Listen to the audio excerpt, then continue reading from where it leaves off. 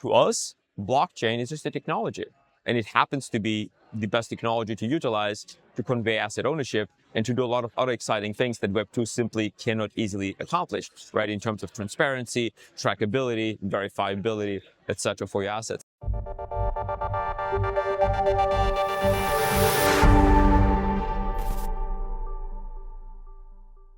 All right, thank you, sir, for doing this. I appreciate Absolutely. it. To start with, can you please tell me your name and what you do? For sure. Theodore Agranat, and I'm the Director of Web3 at Gunzilla Games. All right, very good. Let's start there. Gunzilla Games, can you tell me a little bit about this company? Of course. So this company was started in 2019 by Alexander Zoll and Vlad Korolev. They had the vision of allowing full and true asset ownership in a really kind of engaging gaming experience that still to this day nobody in Web2 is providing. Yeah. And they started a company funded with their own $15 million of capital without ever raising a penny. And for 2 years, we're building an initial prototype, got about 100 full-time employees on board, and only then started raising funding. Out of those folks that they got on board a co-founder called Neil Blomkamp, the film director behind such hits as District 9, Chappie, Elysium, and a couple of years ago, Gran Turismo. Right. He's our co-founder. Like all the visuals and cinematics look so amazing because Neil is in charge of those things. They onboarded Richard Morgan, who wrote the book Altered Carbon, which was turned into an award-winning Netflix show by the same name. So he's writing all of our storylines. And they set out to achieve something very, very unique, both in Web3, what ended up and is now revolutionizing Web3, but also something that is revolutionizing Web2. And what is that, right? They set out to build the Battle Royale 2.0 experience, which includes something that has never been done before, which is 60 hours of storyline on both sides of the conflict. Oh, really? Right inside the Battle Royale experience. One of the biggest complaints that traditional shooters players have about why they don't play Battle Royale games, and I was one of them, is that there's no storyline. Like you might have a battle pass in Fortnite where one of the steps to get to the end of the battle pass and earn your end of season skin is to jump 10 times up of a waterfall. Even the first 2 times are boring. Right. I would never finish my battle passes. So here we have real true storylines embedded into the gaming experience. You might have seen the game trailer that we did 2 years ago, almost 2 years ago, a year and a half ago, where you had one team working on extracting an asset safely to an extraction point, and another team was having the other side of the mission to try and eliminate that asset and stop it and prevent it from reaching the extraction point. But all of that was happening inside the full Battle Royale experience. Nobody's ever done anything like that before.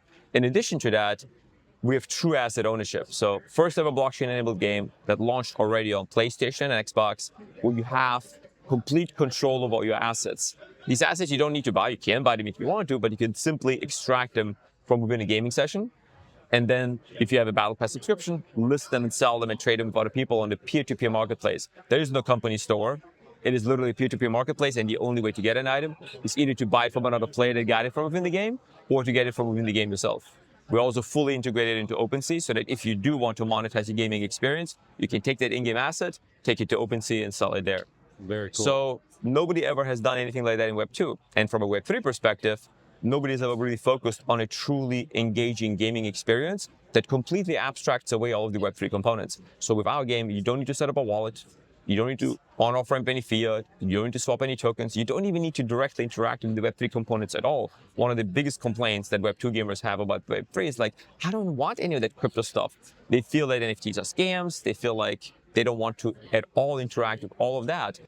To us, blockchain is just a technology, and it happens to be the best technology to utilize to convey asset ownership and to do a lot of other exciting things that Web2 simply cannot easily accomplish, right? In terms of transparency, trackability, verifiability, etc. for your assets. So that's in a nutshell what Gunzilla is doing. Wow, that is a lot to chew on. Well, we'll get to most of this. Sure.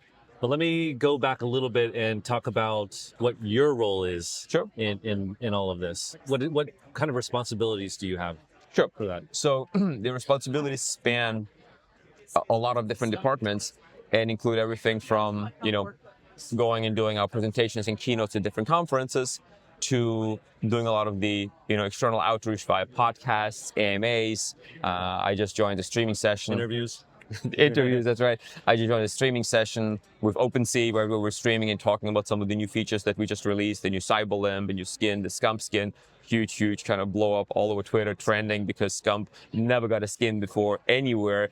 Call of Duty snubbed him after 14 years of being a Call of Duty pro, the king of Call of Duty. And, somebody else got the skin instead. And we obviously, did provide him a skin. And it looks I mean, it's an awesome looking skin as well, but Twitter just blew up trending like, how is this possible, right? Yeah, That scum did anyway. yeah. So stuff like that. And then of course also just, touching the game as much as possible, making sure that, I bring the Web3 perspective into the kind of game perspective. I'm not obviously a game developer, but I've been in Web3 since 2012. And so, wow. how these two departments interact and work together is kind of quite essential. In addition to that, we also have a huge ecosystem that is powering the game. We call it the Gunzilla ecosystem, which is basically all Web3 because it's our own chain that we built on top of a highly customized Avalanche subnet, an Avalanche L1. Yeah. We have our own wallet, we have our own blockchain scanner, we have our own NFT marketplace, our own minting engine, our own companion app, our own companion game. All of that, of course, is very, very heavily focused on Web3. And all of that will be we will allow other Web2 gaming studios to white label all these components to bring their games into Web3. Yeah. Exactly. So, I mean, it spans a lot of different departments, but I basically jump into whatever department I'm needed in, but the focus is really on the external outreach on the Web3 side. I'm curious what you had to, or if you had to, like, kind of educate some of your colleagues, coworkers about Web3. Sure. Were there any kind of like major kind of stumbling blocks or things that they didn't quite grasp in the early days? I wouldn't say necessarily major, but the concept of how important it is to keep the integrity of a, let's say, collection of specific skins in game to exactly the amount that was originally minted, and not have that fluctuate based on, let's say, a new campaign that's done, or let's say the different marketplaces being on different platforms, and how that impacts the kind of psychology of the user that collects these items. That was a little bit of a learning, curve there to kind of make sure everybody gets up to speed and realizes that, hey, if we say, we're only going to do 500 of this specific skin, that trust. Because it's all fully verifiable on chain, right? So we need to make sure that we embody that in all of our interactions. And again, oftentimes it's obviously very, very innocent and accidental because we're in early access. But for example, on our Battle Pass, we have certain items that are Battle Pass exclusives and certain items that you can find in a very, very rare circumstance in those loot boxes we call hexes. And then you get that same Battle Pass item without actually grinding away on the Battle Pass. Folks were occasionally a little bit confused, but it is because we have some exclusives, some non-exclusives. So of course, this month, we just released our new Battle Pass. We finally started labeling, right, what is an exclusive Battle Pass item, what is a non-exclusive that you might be able to get lucky enough to find in a hex. So it's tiny nuances like that, but for the most part, the team fully, right from the start in 2019, right, embraced blockchain. And unlike a lot of other games, right, that bolted blockchain on later, we built it all from the ground up as a blockchain-enabled game to use the best possible technologies to provide the best possible user experience. Yeah, that's really interesting. It reminds me, it's like analogous to a lot of just straight up crypto coin projects, how important it is to have that integrity. Yeah. Like, oh, you're just gonna mint more coins now? Right. Like, no. That's not gonna do a good job. Or if you do, then disclose it up front. Make sure everybody knows exactly how it works. And Exactly. Right. Well, I'm not gonna go there, but that reminds me of like Trump coin coming out, right? Trump's meme coin coming out, and then like soon after Melania coming out, and that really, I think, kind of damaged some of that. Anyway, but they were on a great trajectory. It was a weird way of undercutting your husband. The president of the US. So it'd be like you guys releasing one set of skins, and then a day later, like, oh, it was so popular, we're gonna release 10,000 more. Like, what? Or somebody else in the company just suddenly randomly. Right. So you got to be obviously very, very respectful of that and support the integrity and transparency of that. And again, it's just really a matter of making sure that you communicate it very, very clearly, so make sure everyone knows exactly what it is, so that when they make their time investment to grind away for that skin, or when they buy Battle Pass, when they grind super hard to get that first, second, third, whatever serial number on the Battle Pass, that they know that everything is exactly as it is presented. So that's really important. Right. Cool. Okay, so let's get into this game a little more, right? Off the grid. Yep. And it's Gunzilla's first game. That is correct. It's our flagship title. It's technically not our first game, because the first game was a mobile game. That's now a companion game called Technocore, where you're flying a drone in the salty portion of our map to extract literally also these loot boxes, these hexes, and then get partial components that you can then combine into a final product, trade on the marketplace, etc., get then eventually a weapon or a skin or an object that you can then use in the future in-game and off the grid. So that's taking our first game. But yes, the first big flagship title that we've been working on for literally 5 years now, that just released, last October in early access, is our title Off the Grid, which again, first ever blockchain-enabled game on Xbox, PlayStation, and obviously Epic Store as well. And I would add, to my mind, I would say it's kind of the first AAA crypto game, or a game that has crypto elements in it. Absolutely, right? 100%. Gaming and crypto have been around for quite a while. Yep. Since CryptoKitties, basically, right? But it's always been kind of like not necessarily what I would consider like a real game. Absolutely, that's and this seems like a game first. Yep. With crypto elements. Blockchain. I would always say crypto. Okay, sorry. Blockchain. Don't be sorry. Yeah. Blockchain elements added where it helps and improves the user experience. Yeah, exactly. So I was wondering if you guys were wary of this, because I think it's been an issue with within the industry for a long time of how to integrate blockchain into games in a way that's like non-intrusive or kind of ruins the experience. Was that a huge focus from the beginning of how Absolutely. Right from the start, we set out to achieve an experience where blockchain completely moved into the background while being still fully utilized for the benefits that it can provide. Yeah. So we set out right from the start, hey, what do we want the onboarding experience to look like? Well, we want the onboarding experience to look like a traditional game. Yeah. You download the game on Xbox, you start up the game, and you just play the game. The wallet gets set up in the background automatically. Any item wallet, I'm guessing. It's a hot wallet, on our blockchain, gets set up automatically. Any assets that you extract from the game automatically get put into your wallet.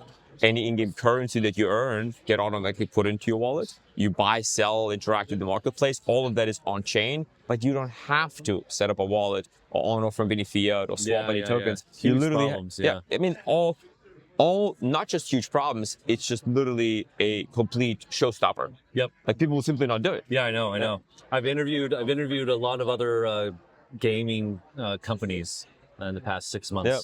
And a lot of the things that other companies have talked about, you guys have basically the first to do, I think. I have a question about this, right? So you mentioned that, right, you don't have to set up a wallet, or it's not in your face, and you abstract away a lot of this kind of very kind of painful experience that happens in blockchain You crypto. said it first. I mean, and dude, there's no way that my parents or brothers or brother or cousins would deal with this. Do you have to pay gas fees? How does All of that we take care of. Really? Yeah. Right. So you guys subsidize that basically. Well, so since we have our own chain, right?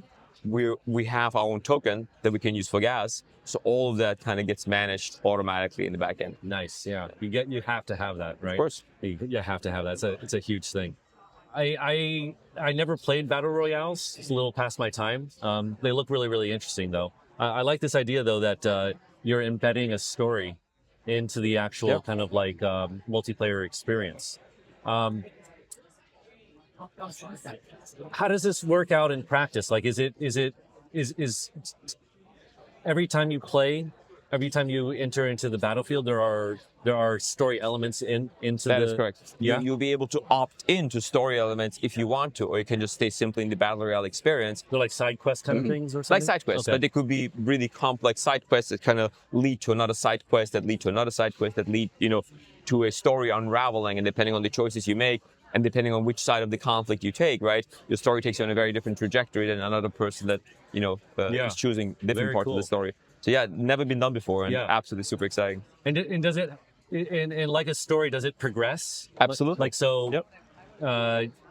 As you complete these side quests, you get like you unlock like new side quests. Absolutely. Okay, very Absolutely. cool. It is literally 60 hours of storyline on both sides of the conflict. Very means cool. that you can progress for the full 60 hours. It will take you 60 hours to go from A to the very, very ending of the story. Oh, that's and awesome. You can't go to the end first. Right, you right, have right. to go through the whole story. Yeah. Cool. Absolutely incredible. And do you have metrics on the kind of the adoption rate of players that progress through this? Like what percentage of the players that we're right now in early access. We launched about 3.5-4 months ago, October 8th. And we are still in the process of opening up more areas of the island. So the game is fully functional in the extraction royale, right, which is 20 teams, 20 squads, 3 players per squad that fight to the last man standing, and that can find these hexes and extract them right within the game to actually own then an in-game item that gets put into their account in their hot wallet. The full-on 150-person Battle Royale mode has not launched yet, is launching, pretty soon, I would say. Right. Everything is launching this year. And that Battle Royale mode will have those missions. Now, we do have some smaller missions in the current extraction mode. You can, for example, get a bounty, put a bounty on somebody's head, and then somebody can hunt you down, and you get some rewards for that. You can hack some computers and some computer systems.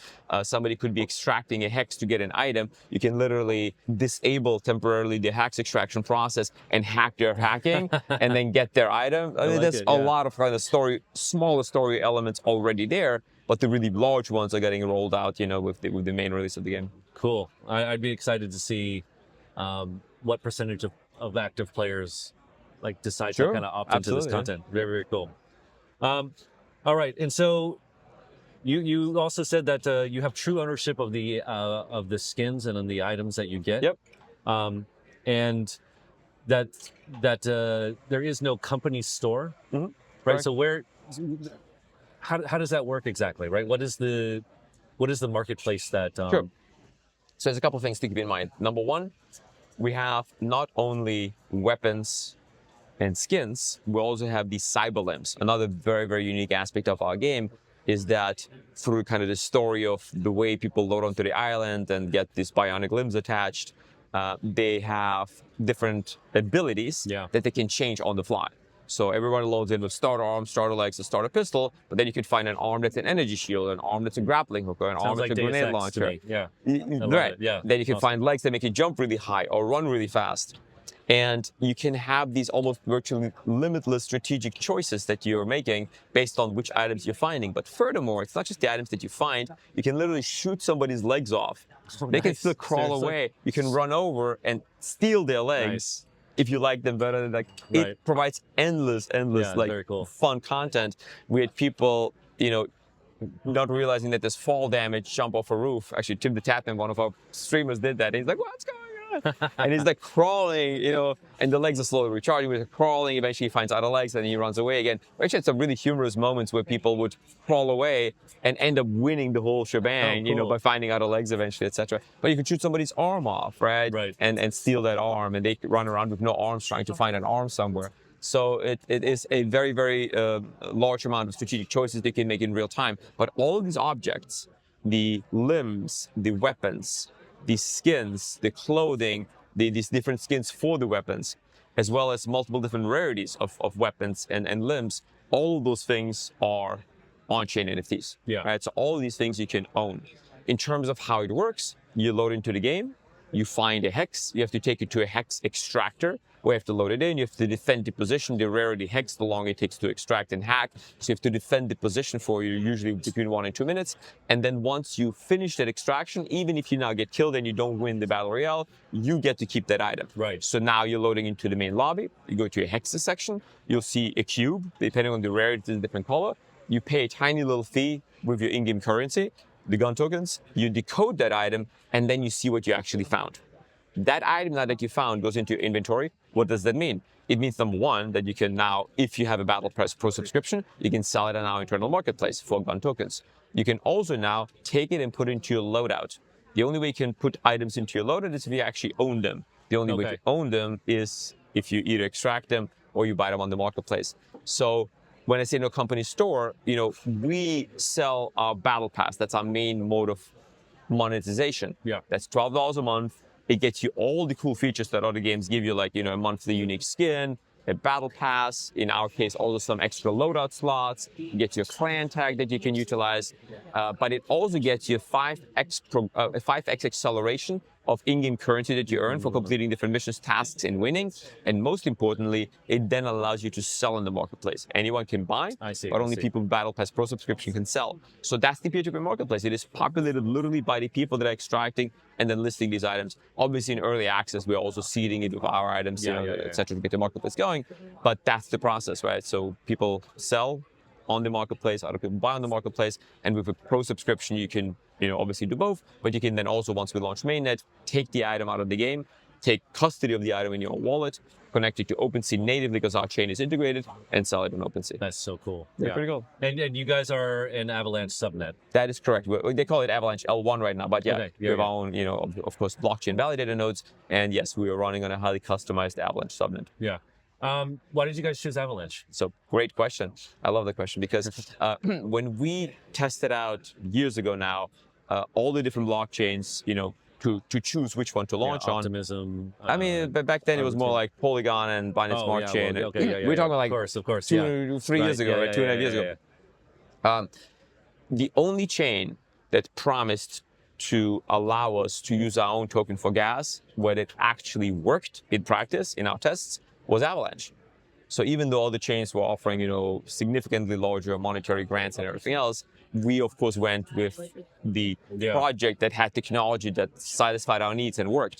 And in addition to that, they were just absolutely phenomenal with the technical support, with the marketing support. Awesome guys over there. Pleasure to work with them. I love Avalanche. Yeah. Very, very cool. What most folks don't realize is that we have now a project, right? Obviously off the grid and Gunzilla, where everything is already built. So all the things that I'm talking about, they're not some things in a white paper or on a PDF or on a roadmap or some fancy video. All these things, or a demo, right? All these things are already built and being used currently per our blockchain. 12.5 million wallets, 310 million transactions in total, over 2.5 million transactions per day, regularly happening. Currently, load times are maybe, depending on the time of day, between 5 and 25 seconds for matchmaking. Nice. So worldwide, right? Yeah. Very cool. We just launched our first Japanese localization, which increased by 50% our conversion and onboarding I live in rates. Japan, so. Oh, really cool. Yeah, awesome. Yeah. I know Avalanche will have their Avalanche Summit Asia in Japan this fall. I'll be actually attending, cool. so hope to see you there. Yeah. I'm there, so. Awesome. Fantastic. Yeah, so those are some of the things that have been accomplished since then. Really unheard of in Web3, especially since a very large percentage of these wallets and users are traditional gamers that for the first time ever embrace the blockchain game. Weird professional streamers on camera I've watched. Yeah, they're like, oh, I get it. Like, why spend millions of dollars building a Steam marketplace if I can just use blockchain to accomplish that? Exactly. Or another famous streamer said, oh, it's like serialized Pokemon cards. Like, no big deal. So before the launch, anytime a game would talk about NFTs, you get like 50 comments like scam. Yep. Now, you get 50 comments like, oh my God, this is amazing. And maybe one comment says, NFT scam, I'm not touching this. And then there's like 10 people responding saying, dude, it's completely optional. It's a free to download game, free to play, free to download, completely optional. You don't ever need to touch the crypto components. And it literally changed the narrative on what it means, right, to be a blockchain-enabled game. Yeah. Absolutely. Yeah. And also, as you mentioned earlier, which I had never really thought about, but man, it opens up a lot of new business opportunities for like gaming companies to basically create infrastructure. Of course. Right? Like you said, you can, because you've already made this tech, it's out there, it's not a demo, you can white label it. And so another gaming company that doesn't really need to like reinvent the wheel, right? They can use your tech stack to then worry about making an actual game that people want to play. And for existing games, they don't even need to go all the way and have a wallet and launch a token, etc. They could literally just enhance the gamer experience significantly by simply turning all of the in-game items into tradable NFTs and give their players an in-game marketplace with in-game currency. Even just that step would enhance the gamer experience so much. So I'll give you a little anecdotal story of my own life. I have two older boys. They love Fortnite. They spend several thousands of dollars of their own hard-earned summer cash. Of course, they all did the floss down the stairs. I mean, nonstop. But after a couple of years, after about 4 years, and we used to play together and everything else was awesome. But after 4 years, they lost interest in Fortnite. They moved on to other games. So my oldest comes to me and says, "Hey, Dad, so how do I get my money back?" I'm like, "What are you talking about?" He's like, "Well, I own these assets, right? To kids these days, it's the most normal thing to own a digital asset." I'm like, no, did you never ever read the EULA? He's like, what? What are you, EULA what? Nobody ever reads that stuff anyway. So we had to have a conversation about the fact that you actually don't own these things. Somebody else owns them, and you're just basically paying for the usage of these items. He was shocked. He couldn't believe it, right? So just the simple fact of allowing people to really own their stuff, trade their stuff, share their stuff, is essential, in my opinion, and is the future of gaming. And it doesn't matter. You can call it blockchain, call it Web3, you can call it Web 55. It doesn't really matter. We need asset ownership for gamers. It's the only fair way and fair path forward when you're asking somebody to spend hundreds, if not sometimes thousands of dollars on something that you really never truly own. And the use case is simple, right? You move on to a different game. You want to be able to at least get your time back, at least get your money back that you spent. But there's also simpler use cases, or more less obvious use cases. There's this rare, season 2 Black Knight skin, right? End of the season reward in Fortnite. And when you get it, you get like social cred, right? You get street cred amongst your peers.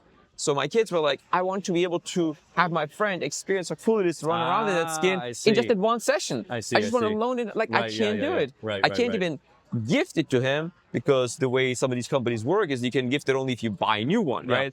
So they're like, there's so many simple use cases that are such quality of life improvements for kids, right, in the gaming experience that are so easily solved by simply turning all of your in-game assets into tradable items and letting people share, sell, own, etc. Right? Without even going full on crypto, right? That's the next step, right? Then eventually, okay, great. You used to be like, oh, can I monetize this? Okay, great. Let's add a wallet, and now you can go on OpenSea and sell it. Oh, what about an incentivization economy? Oh, great. Let's now add a token. But you can literally take a Web 2 game over 3 steps, ease them slowly into Web 3. Yeah, I mean, it is like one of the biggest ways to get people, normal people, into crypto, right? It's like, I'm a diehard crypto person, so this is like one of the Your shirt gave it away. Yeah, a little bit, right? The other thing that it also does is it some of these platforms have a monopolistic control over very much so. Very much so. They have our children's attention, and they monopolize their spending. And even how like these game companies have to kind of like bow to a lot of, if they want to be on these platforms and be a part of their like market places and all this kind of stuff, right? So 100% agree. I was a Team Fortress 2 player for the longest time, and Dota 2 as well. Awesome. And, obviously those in-game items, that's it, done. Exactly. No way out. Last question for you. Can you tell me a little bit about your future plans? Of course. Right? We can dive a little bit into that. So obviously, as you probably already saw, we overall are a very kind of secretive company, and that we love just making a huge splash and not really talking about it much before that. But aside from that, right, we do have some very, very specific plans that we, of course, are happy to talk about. And that pertains to the growth and the expansion of the Gunzilla ecosystem. We are in talks with several projects to onboard them into the Gunzilla ecosystem, to white label these components that I talked about. That's on the Gunzilla side. Of course, on the off-the-grid side, we've been hitting the market with a new update practically every month, aside from the skin and the battle pass that is now converted to a monthly battle pass. We're also releasing regularly quality of life updates, optimizations, etc. But we have so much more coming, right? We have a variety of different features, game modes, content, new island locations. You haven't played the game probably yet, but when you load and jump into the island, you see some gray fog, right? That basically walls off a huge chunk of the island that is slowly getting opened up. Cool, So you'll see, and it's also in the lore. There's a couple of short films that Neil Blomkamp made for the story and the backstory of the island. Oh, cool. So you watch those, but then you kind of, the film, and now a little new portion of the island opens up, and that connects back to the short film that you saw, and then you have some missions within that tie back to both the lore and the new location that opened up. So that's what we're working on, right? So there's a lot of cool stuff coming like that. Very, very cool. All right, well then let me change the question just slightly a little bit.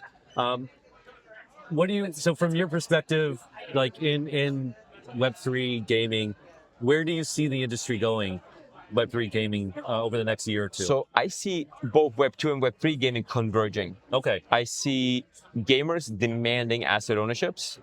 I see blockchain technology being the easiest path to accommodate that asset ownership.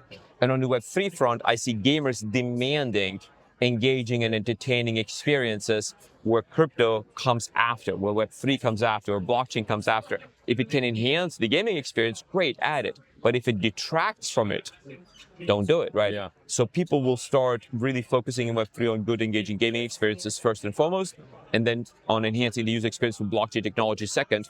And the same will happen in Web2, right? People will start demanding asset ownerships, so these companies will start accommodating that by slowly and carefully adding and implementing Web3 technologies. Yeah.